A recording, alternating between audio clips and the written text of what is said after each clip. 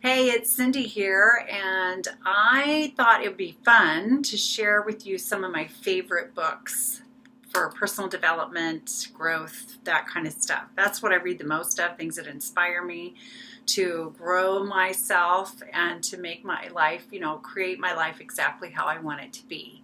And I share resources with other people all the time, my coaching clients, my friends, my family, all the time, because people are always asking me, what do you read? What do you read? What do you read? That means a lot to you. So we're in my office here at home, and I'm going to share with you. I have this whole bookshelf of books, which are full of some of my favorites, actually. The top shelf is full of books of friends of mine that are writers. And then this second shelf actually are some of my very favorite ones I'm going to show you in just a minute. But then in the next room, there's kind of a living room kind of room next to my office here at home, and I've got a whole other bookshelf full of books. I do like books.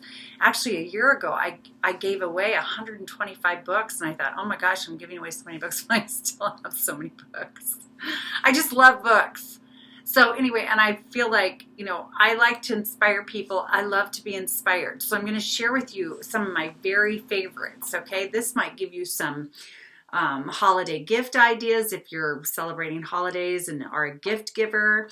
This might give you some ideas of something to read if you have some time off coming up over the holidays. I hope you have some time to kind of end the year with some quiet time with yourself. And if you enjoy reading, maybe this will give you some ideas.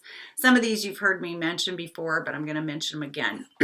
My throat's a little dry, so I'm going to have a little sip of water from my Cindy Lou Who cup. Look at that. Whoville, the Grinch Who Stole Christmas is my favorite Christmas cartoon. And my name is Cindy, and one of my best friends, Jill, calls me Cindy Lou, so she got me a Cindy Lou Who cup one time. Anyway, okay. So this one, if I say this again, you're probably going to get sick of it, but I'm going to anyway. The Success Principles by Jack Canfield. Hands down, the book I turn to the most in my life. I've studied extensively with this man. I am certified in the Jack Canfield Success Methodology. This book is life-changing. If you want direction on creating anything in your life, go get this book. It's everywhere, and it's amazing, okay? You can't go wrong. There's like 60-some principles that he says if you follow them, you can create anything you want personally and professionally. Ask and It Is Given by Jerry and Esther Hicks. This is the work of Abraham. It's about law of attraction. It's about using your thoughts to create things. Very powerful read. Course in Miracles Made Easy. A Course in Miracles is a spiritual perspective that really helps you look at life in a way that it just really, really helps. But the Course in Miracles itself is like 900 pages. Some people find it overwhelming. This book sums it up very nicely.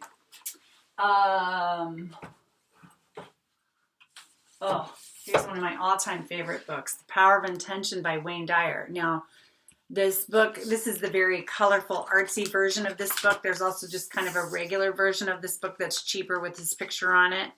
But anyway, he talks about living an intentional life, and he's one of my all-time favorite authors. The Power of Intention. He's got like 40-some books, but this is my favorite of all of his books. The Bodacious Book of Succulents, Daring to Live Your Succulent Wild Life by Sark. These books by Sark are just, she's handwritten them. They're colorful, they're fun. They're all about finding your sass and being courageous in your life. Fun books, easy reads, quick reads. Okay, if you're wanting to improve your relationship with your partner, The 5 Love Languages by Gary Chapman. The Surrender Experiment by Michael Singer. He also has the book called The Untethered Soul. Both are phenomenal, but this one is about how he learned to let go of an agenda in his life and let life kind of unfold before him and let opportunities come to him and so forth, and how it just totally transformed his life. It's just a beautiful testimony of how that worked for him. Cheryl Richardson, Stand Up for Your Life. Now, she's a nationally known coach and writer and speaker. She has other books, but to me, this is one of my favorites of hers. Stand Up for Your Life. It's a step-by-step plan to build your personal power and your inner confidence. And there's some writing exercises in it and that kind of thing to encourage you. It's just really good. Really good.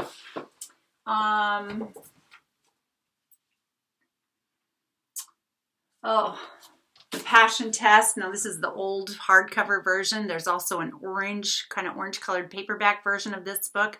As long as it's by Janet and Chris Atwood, it is the genuine Passion Test. Those of you who are telling me, I don't know what's next in my life, what do I do now that my kids are grown, or I'm starting over, I want to reinvent myself, things like that. This one will help you get there. The Passion Test. It's fabulous. Fabulous. It helps you it helps you identify things that you are drawn to, that you're really passionate about, that you love and enjoy, and then helps you set up a plan to incorporate them in your life. Okay? Think and Grow Rich by Napoleon Hill. This is a classic old book about, using your thoughts to create whatever you want. And he talks a lot about wealth, real wealth and perceived wealth and things like that. But Think and Grow Rich, very encouraging book. This one, Loving What Is, Byron Katie. Loving What Is. 4 questions that can change your life. This is a great, her stuff is called The Work. The Work is the 4 questions that can help you turn around how you look at your life and keep you from suffering. So one of the points she makes in this book is that when we try to pretend that something is not what it is, or that things can be a way that they're not, then we cause ourselves suffering. So for example, if you think somebody's going to change for you and he or she does not, that's okay. If you think someone's going to change or something, that is like asking a cat to bark. And a cat is not going to bark because a cat is a cat. A cat's going to meow. A dog's going to bark. So she says to love what is. Love life as it is. And accept life as it is. Now, she doesn't mean, don't go after something new in your life, or if you're one way and you want to create new habits, you can't do it. That's not what she means. But she's talking about things that we cannot control and things like that, to just choose not to suffer from it, but love what is. And then the 4 questions help you process how you're feeling about different things and how you're thinking about things, and helps you turn things around in a way that's more positive for you. Marianne Williamson, A Return to Love. This is published in 1992 or something. My sister gave me this book, and it's one of my all-time favorite ones. It is another discussion of the Course in Miracles, which I mentioned earlier. Marianne Williamson is a spiritual teacher. She's famous. She's thinking about running for president. But this is her book, A Return to Love, which gives a spiritual perspective, or teaches the Course in Miracles about all kinds of things: money, health, relationships, spirituality, self-esteem. It's fabulous. I'd love to read this book every day. It's so great. Okay. The Big Leap by Gay Hendricks. The Big Leap by Gay Hendricks. Okay, in this, Gay Hendricks talks about the upper limit problem that we all have. So we all have a limit, he says, to how much joy we'll accept in our lives, how much wealth we'll accept in our lives, how much health, how much goodness, how much enjoyment, how much passion, how much purpose, how much meaning, all this, that we have a limit. And when we reach our limit, then we sabotage ourselves so we can't get any higher. We can't go any further.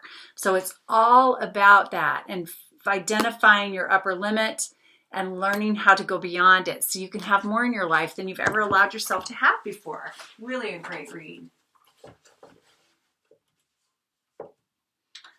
You Can Heal Your Life by Louise Hay. This is her work that started the self-help movement. It's pretty radical. It was very radical in the time it was written. She also believes our thoughts are very powerful. This little book, The Four Agreements, I'm telling you, life-changing stuff. Don Miguel Ruiz, it's like 135 pages. It's big print, quick read. Don Miguel Ruiz is brilliant. He's simple and brilliant. He's a spiritual teacher. It's a Toltec wisdom book, but basically he shares 4 agreements that he believes if you make these 4 agreements with yourself and live by them, you will be happy, that you cannot not be happy. It's wonderful. I use it daily in my life, the concepts in this book. Don't sweat the small stuff. It's all small stuff by Richard Carlson. Love it. Classic old book about appreciating the simple things. The last lecture, remember this guy, Randy Pausch? He was dying and he wrote a last lecture, and it's all about what's really important in life. And oh my gosh, it's so touching.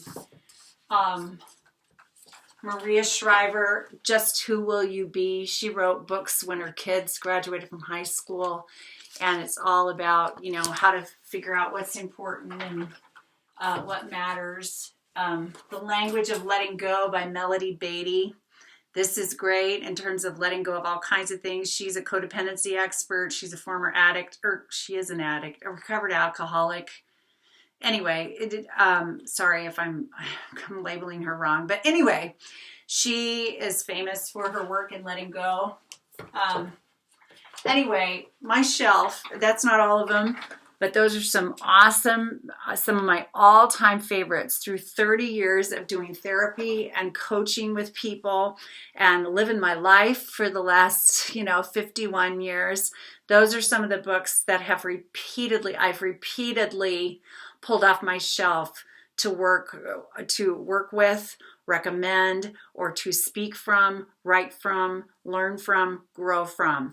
So if you're looking for some inspirational material to help yourself or others in your life to move forward as you move into the next year, then I recommend those. And there's so many wonderful reading material. Please share your ideas also.